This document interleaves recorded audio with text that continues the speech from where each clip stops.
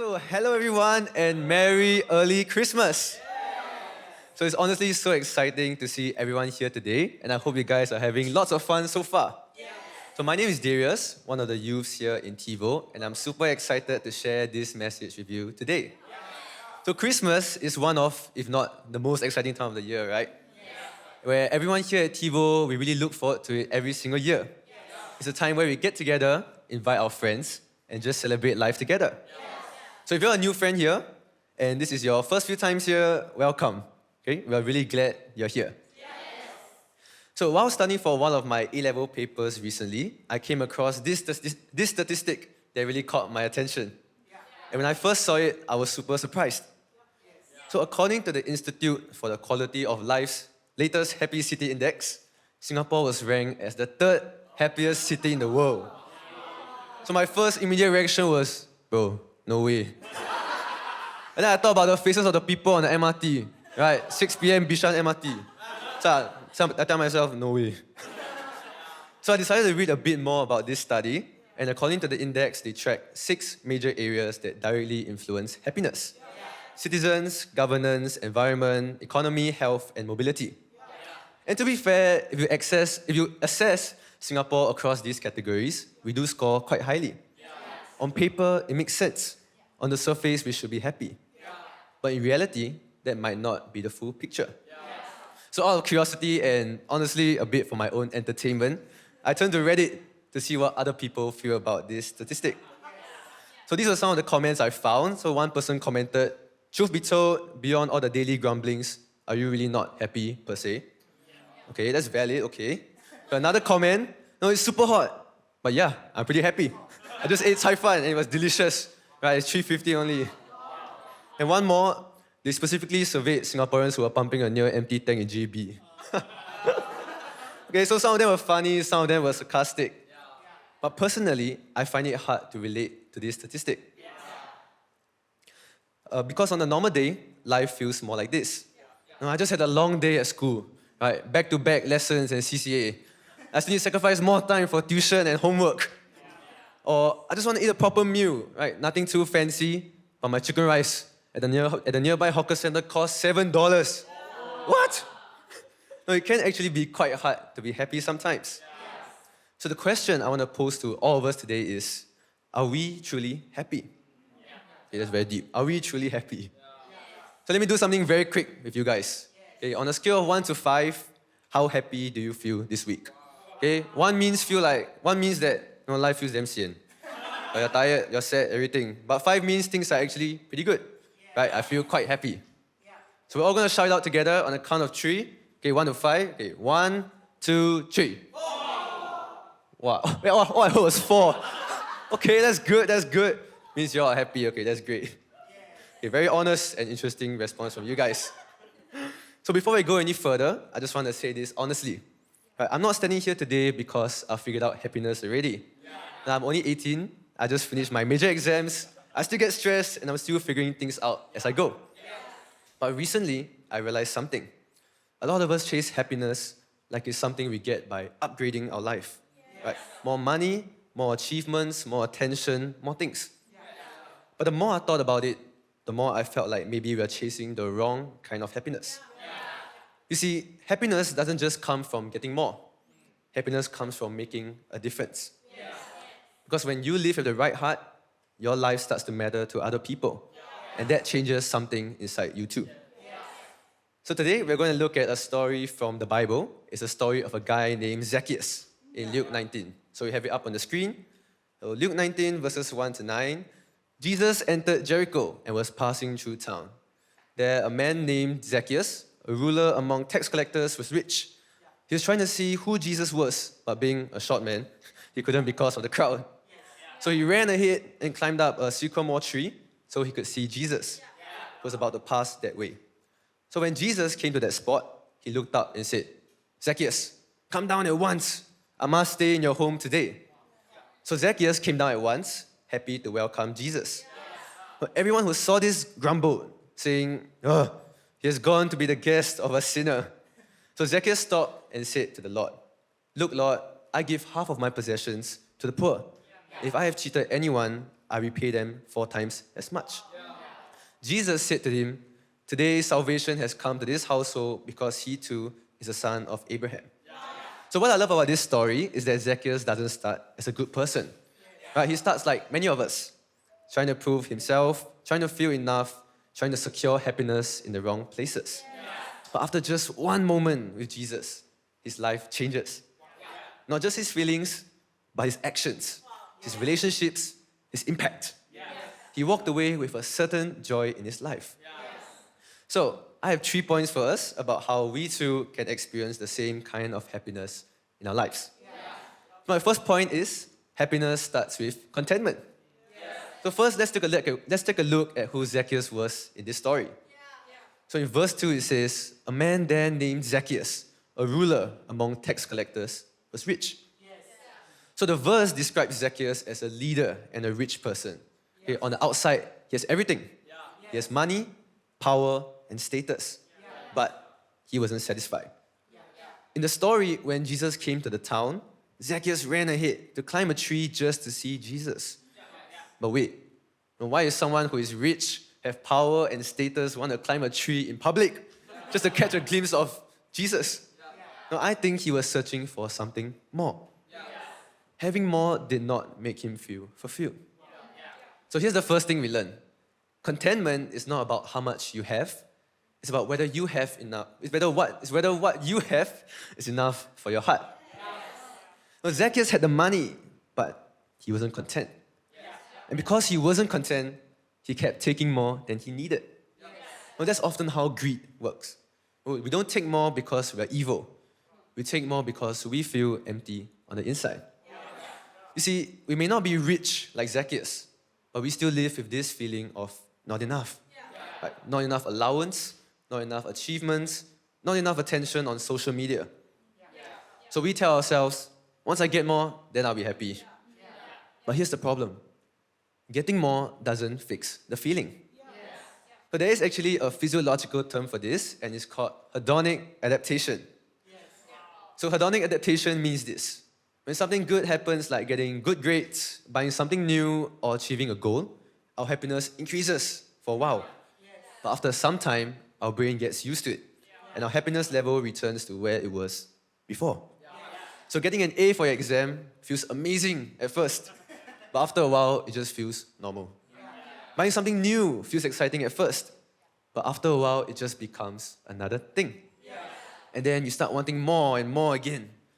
And that's why chasing happiness through getting more never ends. It's like running on a treadmill, right? You're moving, but you're not really going anywhere. So there is a children's story I grew up hearing called The Dog and Its Reflection. Okay, so most of us might find this story familiar, and it goes like this. Okay? One bright afternoon, a hungry dog found a big, juicy bone. Okay? His tail wagged with joy as he picked it up. Oh, what a lucky day, he thought, firmly holding the bone in his mouth. He couldn't wait to find a quiet spot to enjoy his tasty treat. As he walked home, he reached a wooden bridge over a clear, gentle stream. Okay, out of curiosity, he looked down. Suddenly, he gasped. Below him was another dog, staring right back at him, holding a bone that looked even bigger and juicier than the bone he had. And the dog thought to himself, oh, that bone looks better than mine. I want that one too. But without thinking, he barked, trying to scare the other dog away. But the moment he opened his mouth, his own bone slipped from his teeth and fell into the stream. Very sad. He watched in shock as it sank into the water. And when he looked again, the other dog was gone. No, it wasn't another dog at all. It had just been his reflection. With a heavy heart, the dog walked away, wishing he had been happy with what he already had. So the sad part is this. No, the dog already had enough. He already had his bone. But because he wasn't content, he lost what he already had. So that's exactly what was happening in Zacchaeus' life. He kept taking more and more, not because he needed it, but because he wasn't satisfied inside. But here's the turning point. Zacchaeus only becomes content after he meets Jesus. Jesus looks at him, notices him, and chooses to spend time with him. For the first time, Zacchaeus feels seen, not for his money or status, but for who he really is. And that's when everything changes. You see, contentment doesn't come from having less or having more. Contentment comes when you stop trying to use things to feel what only connection can feel. And that's why I think Zacchaeus didn't need to hoard anymore. Perhaps he was finally okay. And this is important to us. Contentment doesn't mean you stop having goals. Doesn't mean you stop dreaming. Doesn't mean you can't enjoy nice things. It means you stop depending on those things to decide your worth. And that brings me to my next point. Happiness is found in the right source. So going back to verses 5 to 6, it says, when Jesus came to that spot, he looked up and said, Zacchaeus, come down at once. I must stay in your home today. So Zacchaeus came down at once, happy to welcome Jesus. So this is the first time in the story that the Bible explicitly tells us how Zacchaeus felt. He was happy. And that's not an accident. To understand why this mattered so much, we need to first understand who Zacchaeus was. Zacchaeus was a tax collector. Right, at that point in time, tax collectors were hated. Right? People saw them as cheaters, they saw them as traitors. They worked with the Romans and often took more money than they were supposed to. So he's like that school bully that goes around taking everyone's money. Right? You want to avoid this person. So Zacchaeus was wealthy, but he was lonely. He had a lot of money, but he didn't have many friends. So in verse 7 it says, everyone who saw this grumbled, saying, he has gone to be the guest of a sinner. Well, this tells us that people didn't really like Zacchaeus. They avoided him and they judged him. Which is why the story says he couldn't see Jesus because of the crowd. Yes, he was short, but the crowd didn't exactly make space for him. So he had to climb up a tree. And this is where Jesus does something nobody else wanted to do. Jesus stops, looks up, and calls him by name. He says, I must stay in your home today. Jesus initiates the connection. He becomes a friend to someone everyone else avoided. He sees someone the crowd ignored. He accepted someone others rejected. And that moment changed everything for Zacchaeus. The Bible says Zacchaeus came down happy. Not because he suddenly got more money, not because people suddenly liked him, but because he finally connected to the right source. So this brings us to something important. Happiness is not something we can just create on our own. Happiness needs a source. Well, think about it like this. An appliance only works when it's plugged into a power source. You can have the best phone, the best laptop, the best device, but if it's not connected to power, it won't work. No power means no function. No charge, no purpose. In the same way, we are also designed to be connected to a source. When we are disconnected, we feel drained. When we plug into the wrong source, we don't get enough power. And sometimes, many of us try to plug into the wrong things. Some of us try to plug into bad friendships, where everyone in the group has a spending problem. Right? Must eat expensive food all the time. Or that you must be mean to others to fit into the popular group at school. We hurt others, and as a result, we ourselves get hurt. And therefore, we're not happy. Some of us try to plug into attention, likes, followers, views, but after the screen goes dark, the emptiness is still there. Some of us even try to plug into rest or entertainment, right? Playing games or playing Clash Royale, watching shows, scrolling TikTok. They help us to relax, but they don't fill us. And we end up feeling like there's something missing in our lives. That's because those things were never ever meant to be our main source. There are two sources you can connect to today. The first source is God, right? Our source of strength and purpose. Psalm 28:7, it says, the Lord is my strength and my shield. My heart trusts Him and I am helped. God is the source of our strength. God is the source of our purpose. When Zacchaeus connected with Jesus, his life changed. He didn't just feel accepted, he found a reason to live differently. And that's why later in the story, he chose to give away half of his possessions and repay those he cheated 4 times over. That wasn't forced. That wasn't required. That came from a changed heart. Personally for me, as I was growing up, I struggled a lot with confidence. Having played basketball since primary school, it's a very competitive sport. I had a very high tendency to compare with the people around me. Whether it was with my friends or on social media, I realized that I wasn't as skilled as others were. And that didn't help. I constantly found myself overthinking, beating myself up, and even putting others down just to feel better about myself. But there was also an emptiness in my heart until I found God. But God spoke through all my fears and anxiety. When I felt that I wasn't good enough, God reminded me that my worth wasn't defined by my skills or performance on the court. When I was worried about what others thought about me, God reassured me that my mistakes wouldn't be remembered. When I was putting others down, God reminded me that I wasn't the only one struggling with the same thing. Now, I remember there was once when I was on the way home after winning all of my NSG basketball games. So my team won, yet I wasn't happy because I didn't perform the way that I had wanted to. I didn't feel good enough, and I was worried about what my teammates thought of me. But in that moment, God reminded me of how, although I didn't perform up to standard, I still contributed to the team, and that was the reason why we won. He spoke through my overthinking and anxiety, and replaced it with reassurance and confidence in myself. So one verse that anchored me was Psalms 23:4. Okay, so this verse has quite a bit of aura.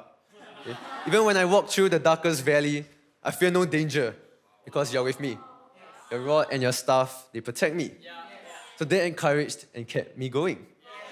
You see, when we connect with God, your happiness becomes anchored. You stop living just for yourself, but you start living with purpose. The second source is community, the source of encouragement and growth. Well, God didn't design us to do life alone. Another source of happiness God gives us is community. In Hebrews 10:24-25, and let us consider each other carefully for the purpose of sparking love and good deeds. Don't stop meeting together with other believers, which some people have gotten into the habit of doing. Instead, encourage each other, especially as you see the day drawing near. You see, community gives us encouragement.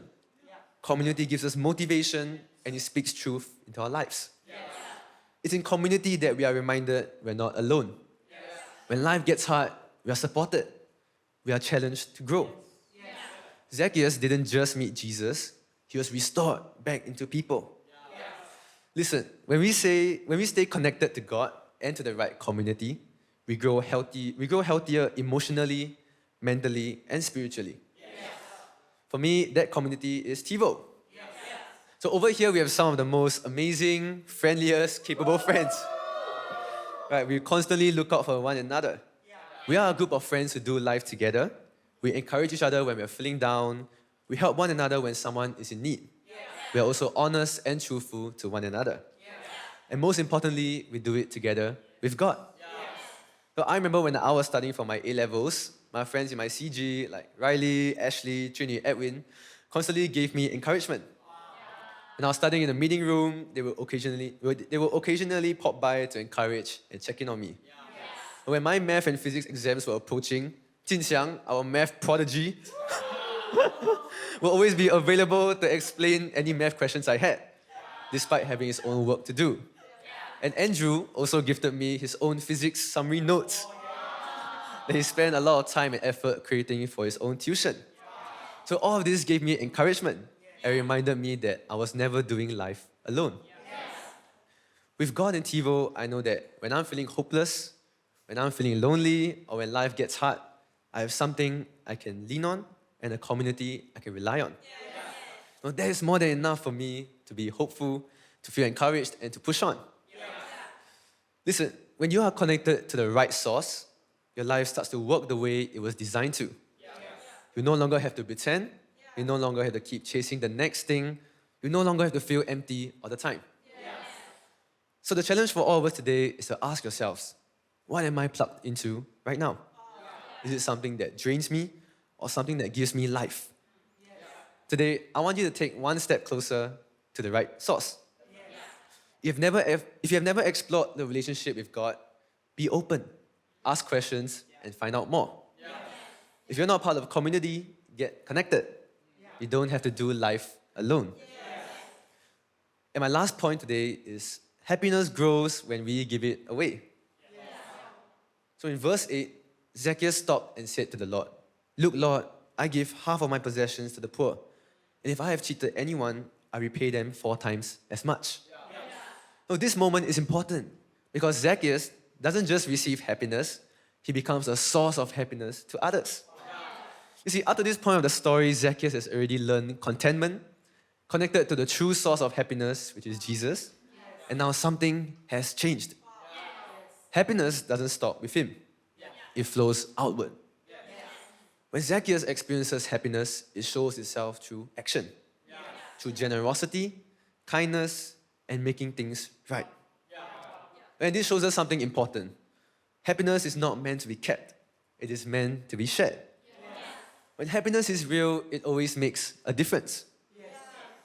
Well, God didn't just give Zacchaeus forgiveness, God gave him a new way to live. Instead of taking this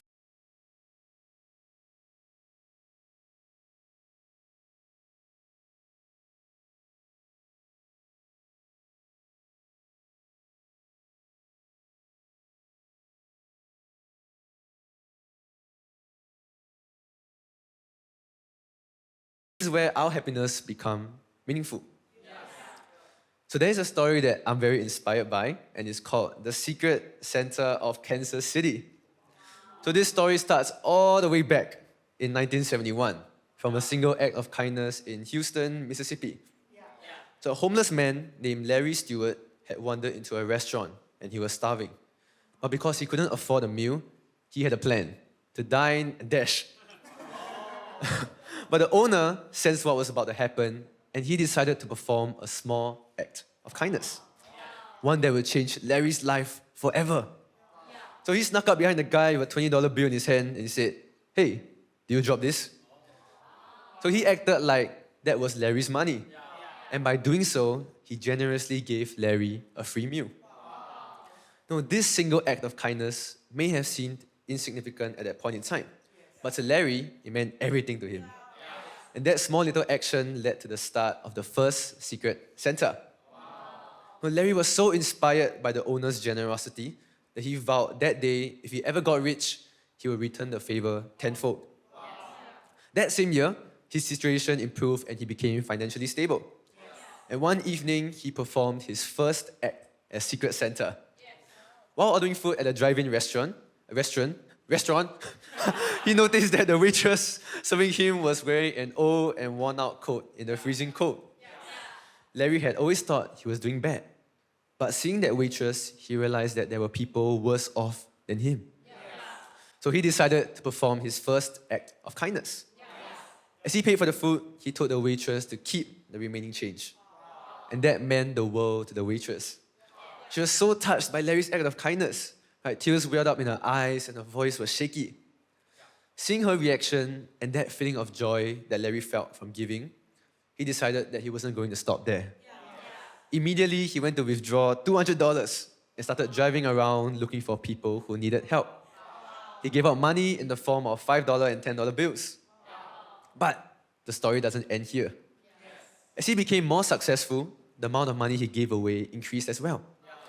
To the point that by the time he became wealthy, he was known as the Secret Santa because of how he gave anonymously. And over a span of 26 years, he worked together with local social workers, firefighters, and police officers to find needy and deserving recipients. He also found some of them on his own, at laundromats, social service agencies, government housing facilities, at thrift stores, and many more. Every time he gave out money, he wasn't stingy. Instead, he gave them $100 bills. Wow. His story not only brought hope to people's lives, it also inspired many people around the world to do the same. Each time a report of Larry's kindness at Secret Santa was on the news, there would be a wave of similar reports of other Secret Santas doing the same. Unfortunately, in 2006, Larry was diagnosed with terminal cancer. And that was when he decided to go public, not for fame or recognition, but in hopes of